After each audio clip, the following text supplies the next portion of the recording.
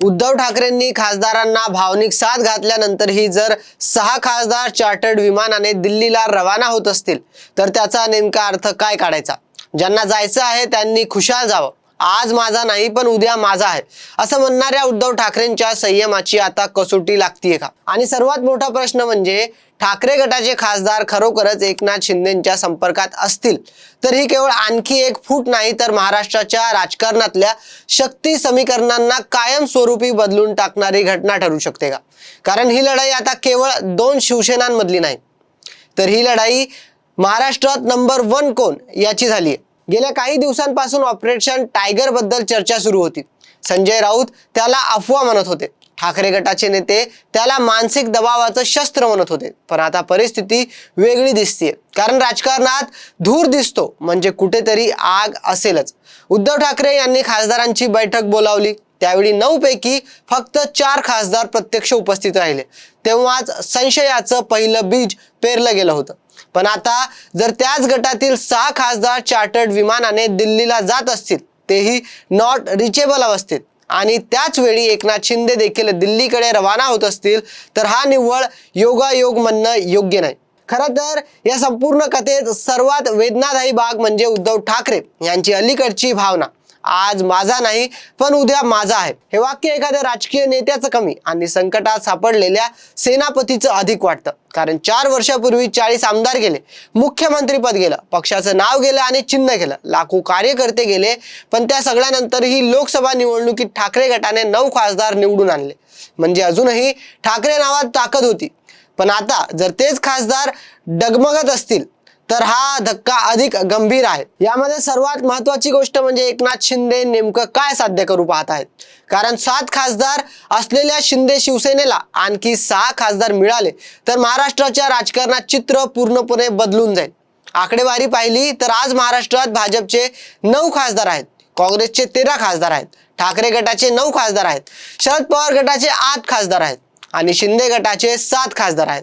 पण जर ठाकरे गटातील 6 खासदार शिंदे सोबत गेले तर शिंदे गटाची संख्या थेट 13 वर जाईल. म्हणजे महाराष्ट्रात राष्ट्रीय पक्ष असलेल्या भाजप इतकेच किंवा काही गणितांनुसार काँग्रेसच्या बरोबरीची खासदार शिंदे गटाकडे असतील. एका प्रादेशिक पक्षासाठी ही प्रचंड मोठी झेप असेल.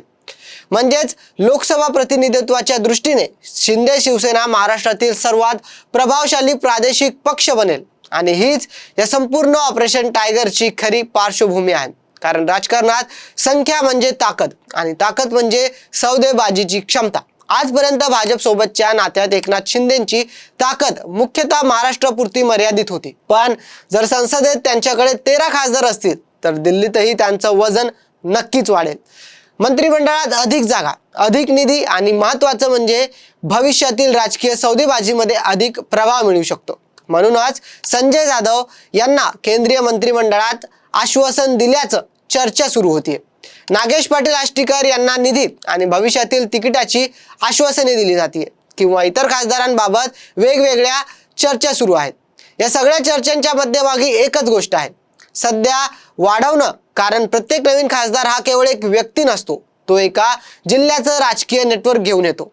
त्याच्यासोबत स्थानिक नेते, पदाधिकारी, कार्यकर्ते आणि भविष्यातील आमदारकीचे दावेदार देखील येतात.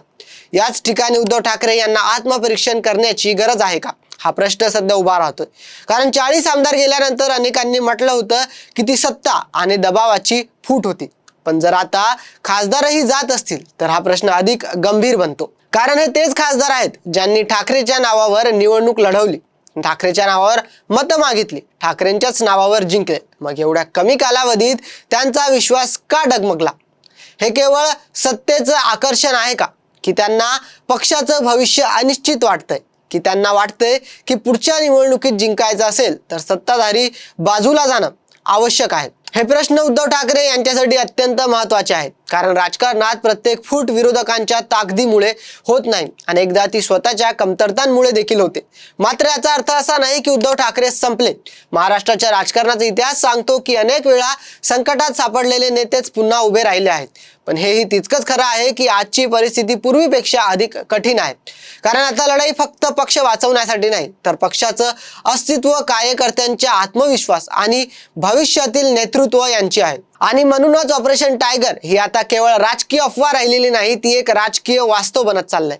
प्रश्न एवढाच आहे की या ऑपरेशनचा शेवट 6 खासदारांच्या प्रवेशाने होईल की त्याहून मोठ्या राजकीय भूकंपाने. कारण जर खासदार गेले तर उद्या आमदार देखील जातील, आमदार गेले तर स्थानिक नेतृत्व जाईल, आणि स्थानिक नेतृत्व गेलं तर संघटना कमकुवत होईल.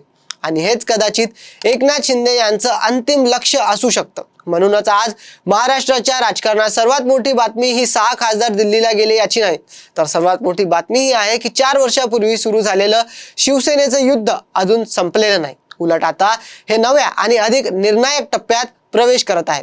आणि या युद्धाचा निकाल केवळ उद्धव ठाकरे किंवा एकनाथ शिंदे यांचं भविष्य ठरवणार नाही, तर महाराष्ट्रात खरी शिवसेना कोणाची हा प्रश्नही कायमचा निकाली काढू शकतो. तरी या संपूर्ण प्रकरणाबद्दल तुम्हाला काय वाटतं हे आम्हाला कमेंटमध्ये नक्की सांगा. आणि व्हिडिओ आवडला असेल तर लाईक, शेअर आणि आमच्या YouTube चॅनलला सबस्क्राईब जरूर करा.